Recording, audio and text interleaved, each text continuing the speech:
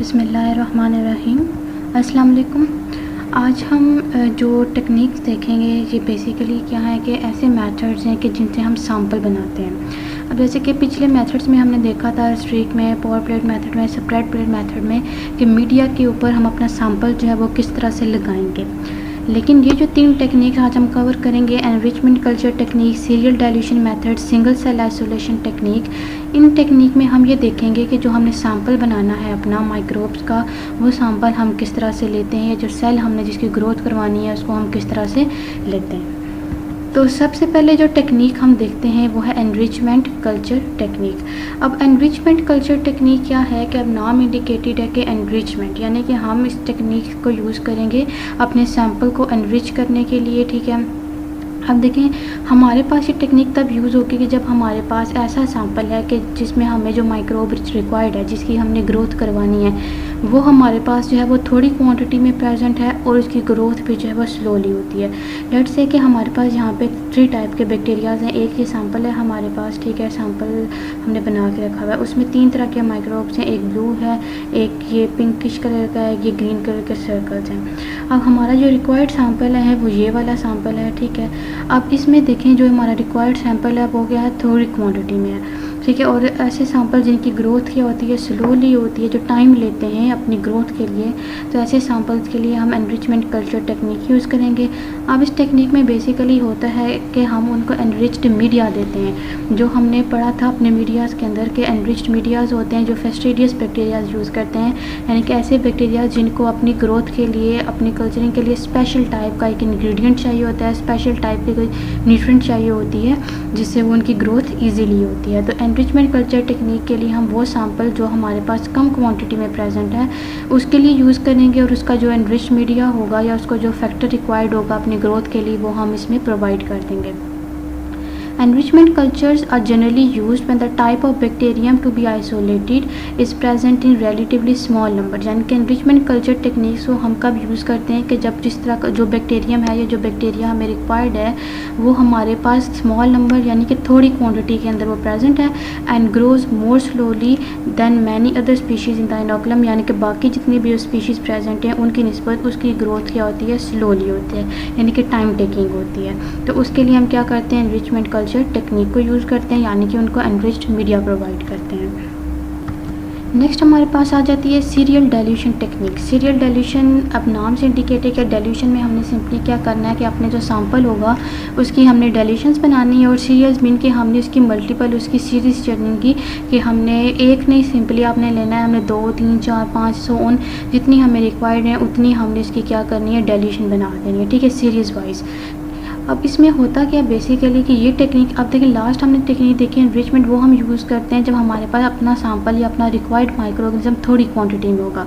लेकिन serial dilution हम क्यों यूज़ करते हैं कि जब हमारा रिक्वायर्ड सैंपल क्या है, ज़्यादा क्वांटिटी के अंदर प्रेजेंट है, तो उसके लिए हम क्या करेंगे, सीरियल डाइल्यूशन टेक्निक को यूज़ करते हैं। If the organism in a mixed culture is present in greater number, यानी कि जो ऑर्गेनिज्म हमें चाहिए है कल्चरिंग के लिए वो हमारे पास क्या है, ग्रेटर नंबर में है, ज़्यादा क्वान्टिटी के अंदर प्रेजेंट है, उसकी तादाद ज़्यादा है देन एनी अदर ऑर्गेनिज्म, दूसरे ऑर्गेनिजम्स की निस्बत, it may be possible to obtain it in pure culture by a series of dilution in tubes of appropriate medium. तो हम इसमें क्या कर लेते हैं कि जो भी हमारे पास इनिशियल होगा सैंपल, उसकी हम आगे से फर्दर डाइल्यूशंस बनाना स्टार्ट कर देते हैं, और एंड पे हमारे पास क्या प्योर कल्चर के लिए हमारे पास वो वाला सैंपल आ जाता है। अब इसमें देखें 3 तरह के बैक्टीरियम्स हैं हमारे पास। अब इसमें जो है सबसे ज़्यादा क्वांटिटी में ये वाले प्रेजेंट है, तो हमारा रिक्वायर्ड सैंपल कौन सा है, ये वाला। अब ये यहाँ पे क्या है, ज़्यादा क्वांटिटी में प्रेजेंट है दूसरों की निस्बत, तो हमने इसका जो है वो प्योर कल्चर बनाना है। तो इसका प्योर कल्चर बनाने के लिए हम क्या करते हैं कि इसकी आगे से डाइल्यूशंस बना लेते हैं ट्यूब्स के अंदर। अब हम देखते हैं किस तरह से बनाएंगे। When greatly diluted specimen contains only one species, यानी कि जितनी ज़्यादा दफ़ा हम उसको जो है वो डाइल्यूट करेंगे उतनी ज़्यादा हमारे पास चांसेस होते हैं प्योर कल्चर के, या हम ये कह सकते हैं कि जितना ज़्यादा हम डाइल्यूट करेंगे एंड वाले में हमारे पास उतने ज़्यादा चांसेस हों कि सिर्फ जो हमें रिक्वायर्ड वाला माइक्रो ऑर्गेनिज्म है सिर्फ वही उसके अंदर जो है वो प्रेजेंट हो। अब देखें, ये हमारे पास इनिशियल जो है वो स्टॉक है, यानी कि इनिशियल जो एक्चुअल हमारे पास एक सैंपल है इसमें मल्टीपल जो है वो माइक्रो ऑर्गेनिज्म प्रेजेंट है।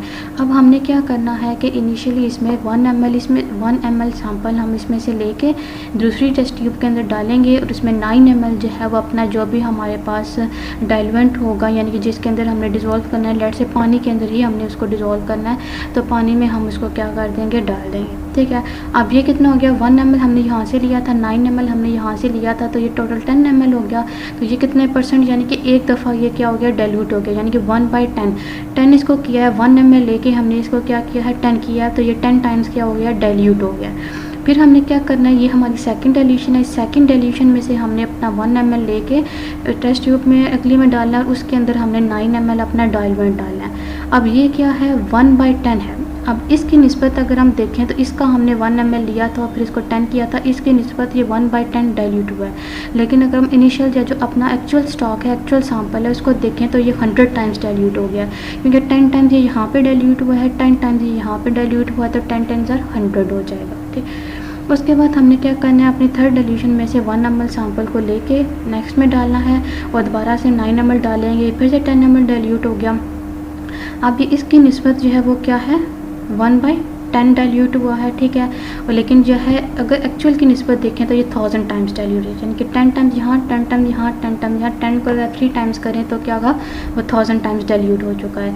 इस तरह अगर हम नेक्स्ट में क्या करें कि यहाँ से 1 ml लेके और इसको 9 ml में करें तो ये क्या हो जाएगा, 10,000 टाइम्स डाइल्यूट हो जाएगा। अब आप इसके कलर को भी साथ देखते हैं, देखिए एक्चुअल जो कलर था वो क्या था, डार्क था। अब जितना ज़्यादा हम उसको डाइल्यूट करते जा रहे हैं, ठीक है, वो क्या हो गया, उसकी कंसंट्रेशन एक्चुअली जो रिक्वायर कम हो गई है, तो उसका कलर अब बेसिकली वो शो कर रहे हैं कि वो आप क्या हो रहा है, डाइल्यूट हो गया। डाइल्यूट का मतलब यही होता है ना, जब भी कोई कंसंट्रेटेड चीज़ होती है उसका कलर अगर देखें तो वो डार्क हो जाता है, लेकिन जितना हम उसको डाइल्यूट करते जाएंगे उसका कलर भी क्या होता जाएगा, कम होता जाएगा। इसी तरह से हम क्या करते हैं कि इनकी डाइल्यूशन करते हैं और हमारे पास एंड पे जो डाइल्यूशन होती है, हम ज़रूरी नहीं कि सिर्फ एंड वाले से, हम इनमें से किसी से भी जो है वो सैंपल को लगा सकते हैं। हम इसमें से भी सैंपल लगा के देख सकते हैं एंड पे जब ग्रोथ आएगी हम जब कर लेंगे कि आया इसका प्योर कल्चर आया है कि नहीं आया, इसमें से भी लगा लेंगे, इसमें भी सबकी लगा लेते हैं। ठीक है, और जिस डाइल्यूशन में से हमारे पास प्योर कल्चर आ जाता है तो उसको फिर हम यूटिलाइज़ कर लेते हैं। It is advisable to confirm the purity of a culture isolated in this fashion by a plating procedure, यानी कि आपने क्या करना है कि इनकी प्योरिटी को लाजमी चेक करना है। वो प्योरिटी किस तरह से कि हमारे पास लेट से कि ये डाइल्यूशन है, हमने इसकी जो है वो क्या कर लेनी है, कल्चरिंग करवानी है, यानी कि इसमें से आपने सैंपल लेके मीडिया के ऊपर उसकी चाहे स्ट्रिकिंग मेथड करें, चाहे आप पोर प्लेटिंग मेथड करें, चाहे आप सेपरेट प्लेट मेथड के थ्रू करें, आपने इसको लगा लेना। लगाने के बाद आपने इसको स्टे करवाना और जब ग्रोथ आ जाएगी और आपने ऑब्जर्व कर लेना माइक्रोस्कोप के अंदर कि आया वो प्योर कल्चर आया है कि नहीं आया। अब इसके से हम देख लेते हैं सीरियल डाइल्यूशन में एक्चुअली होता क्या। अब देखिए इसमें हमारे पास जो है वो येलो वाले जो हैं वो ज़्यादा क्वांटिटी में हैं, ये ब्लू वाले हैं और ये वाले हैं। अब देखें जिस तरह से हम उसको डाइल्यूट करते जाएंगे हमारे पास सैंपल की क्वांटिटी कम होती जाएगी। अब लेट्स से कि हमने यहाँ से 1 ml सैंपल लिया था और इसको फिर हमने 9 ml किया था, तो हमारे पास जो क्वान्टिटी है वो सबकी कम होती जा रही है। ठीक है, फिर हमने यहाँ से 1 ml लिया था, यहाँ डाला तो मज़ीद इनकी क्वान्टिटीज़ कम होगी। जब हमने दोबारा इसको डाइल्यूट किया मज़ीद कम हो गया, एंड पे हमारे पास और मज़ीद कम हो गया, यानी कि हमारे पास जो रिक्वायर्ड सैंपल था क्योंकि वो ज़्यादा क्वांटिटी में था, तो एंड पे जो हमारे पास आया तो उसमें भी क्या है, हमारे पास रिक्वायर्ड वाला सैंपल ही रह गया है। ठीक है, तो हमें नॉन रिक्वायर्ड है वो नहीं रहे। अगर हम मज़ीद इसमें से अगर फर्दर डाइल्यूट करें तो ये वाला भी स्किप हो जाएगा हमारे पास, क्योंकि जो चीज़ जितनी ज़्यादा क्वांटिटी में होती है उसकी पॉसिबिलिटी जो है वो उतनी ही ज़्यादा होती है कि वो चूज़ हो सकती है या उसको सिलेक्ट किया जा सकता है। नेक्स्ट हमारे पास आ जाती है सिंगल सेल आइसोलेशन टेक्निक। अब सिंगल सेल आइसोलेशन टेक्निक क्या है कि यानी कि बेसिकली इस मेथड के थ्रू या इस टेक्निक के थ्रू हम क्या कर सकते हैं कि एक सिंगल बैक्टीरियम को पिक कर सकते हैं। अब लेट से कि हम यहाँ से अगर हम कर रहे हैं तो हम यहाँ से लेट से कि सैंपल ले रहे हैं तो हमारे पास यहाँ पे सिंगल सेल नहीं आएगा। अगर हम क्या कर रहे हैं कि सिर्फ जो है वो अपना रिक्वायर्ड सैंपल को भी ले रहे हैं तो हो सकता है इसके 2 सेल्स इसमें आ जाए। ये 1 सेल है, 2 सेल है, जब हम सैंपल लें तो 2 सेल हमारे पास आ जाएँ पेपेट के थ्रू जब हम लें। लेकिन उस टेक्निक में क्या होता है कि हम इसमें सिंगल सेल को कैसे लेना है वो हमारे लिए हेल्पफुल होता है। Special equipment the micro manipulator can be used, यानी कि इसमें हम क्या करते हैं कि इक्विपमेंट होता है माइक्रो मैनिपुलेटर, उसको यूज़ करते हैं इन कंजक्शन विद द माइक्रोस्कोप, यानी कि माइक्रो मैनिपुलेटर और माइक्रोस्कोप की आपस में जो है वो अटैचमेंट होती है, माइक्रोस्कोप के साथ वो इक्विपमेंट अटैच होता है to pick a single organism from hanging drop preparation. क्या होता है कि फॉर एग्जाम्पल एक ड्रॉप लटक रहा है और वहाँ पे क्या माइक्रो ऑर्गेनिज्म प्रेजेंट है। ठीक है, अब माइक्रो मैनिपुलेटर क्या करेगा कि उस ड्रॉप को, नॉर्मली अगर हम किसी भी चीज़ से ड्रॉप गिराएं तो वो फ़ौरन ही ड्रॉप जो है नीचे गिर जाता है, लेकिन माइक्रो मैनिपुलेटर क्या करेगा, उस ड्रॉप के गिरने की स्पीड को जो है वो कम कर देगा। साथ में हम उसको माइक्रोस्कोप की मदद से देख रहे होते हैं और क्या होता है कि जो हमारा सेल है वो सेपरेट हो जाता है। The micromanipulator permits the operator to control the movement of micropipette. Micromanipulator का क्या काम है कि जो माइक्रोपिपेट में से जब हम सैंपल को गिराएंगे तो वो क्या करता है कि उसकी मूवमेंट को कंट्रोल करता है। पिपेट में से जब वो मूव करेगा लिक्विड तो उसकी मूवमेंट को कंट्रोल करेगा in a hanging drop so that single cell can be taken in the tube. और फिर हम क्या कर लेते हैं कि इस ट्यूब के अंदर अपना सिंगल सेल जो है वो डाल देते हैं and transfer to a suitable medium for growth. और वहाँ से सिंगल सेल को लेके हम स्पेसिफिक जो भी मीडियम हमने यूज़ करना है उस पर उसको डाल के ग्रोथ करवा लेते हैं। अब ये पूरा एक जो हमने बात की माइक्रो मैनिपुलेटर और माइक्रोस्कोप की, वो मेन चीज़ इसमें बताई कि ये पूरा जो ऑटोमेटिक एक मशीन यूज़ होती है इस पर्पज़ के लिए, उस पूरे की इन्होंने जो है वो स्केचिंग शो की हुई है। सबसे पहले हमारे पास क्या होता है, सस्पेंशन होती है, यानी कि हमारे पास सैंपल होता है, उस पर मल्टीपल टाइप के जो है वो सेल्स हो सकते हैं। अब इसमें ग्रीन कलर का भी है, येलो भी है, ग्रे कलर का भी है, यानी कि डिफरेंट टाइप के हमारे पास सेल्स का ये मिक्सचर है, ठीक है, उसको सस्पेंशन। अब क्या होता है कि अब इसको हमने क्या किया है, मशीन में डाला है। यहाँ से हम इसको क्या कर रहे हैं, मशीन में डाल रहे हैं, ये नोज़ल है, ठीक है। अब यहाँ से क्या आ रहा है, मशीन आ रही है। अब ये लेज़र बीम है, ठीक है। लेज़र बीम क्या है कि जो हम माइक्रोस्कोप यूटिलाइज़ कर रहे हैं वो आ जाएगी।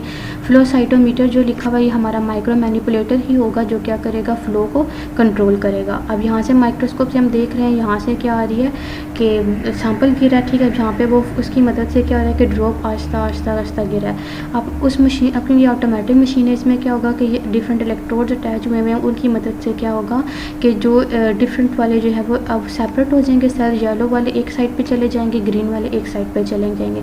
क्योंकि एक ऑटोमेटिक मशीन है तो इसलिए क्या कि इसमें ऑटोमेटिकली जो है वो फ्लो को कंट्रोल होगा। ऑटोमेटिकली आपने उसमें टेस्ट ट्यूब्स वगैरह लगाई हुई हैं तो वो क्या होगा, डिफरेंट सेल्स को डिफरेंट टेस्ट ट्यूब्स के अंदर सैंपल कर देगा। इसको सेल सॉर्टिंग का नाम कर देते हैं, सेल को सेपरेट करना। और फिर एंड पे हम उसमें से सैंपल को लेके डिफरेंट प्लेट्स के अंदर डिफरेंट मीडिया में हम उसको ग्रोथ के लिए लगा लेते हैं।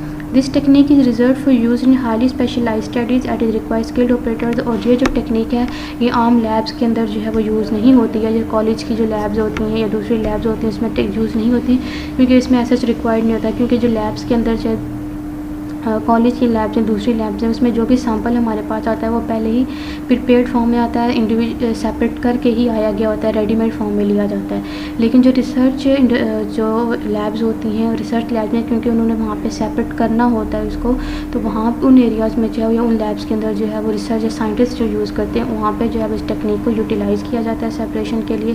क्योंकि इसके लिए एक तो क्योंकि स्किल्ड पर्सन भी चाहिए होता है, हर पर्सन ईजीली जो है वो उसको स्पेसिफिक स्किल चाहिए होता है, स्पेसिफिक एजुकेशन रिक्वायर्ड होती है कि आपने किस तरह से मशीन के थ्रू इसको सेपरेट करना है। अल्लाह हाफ़िज़, थैंक यू।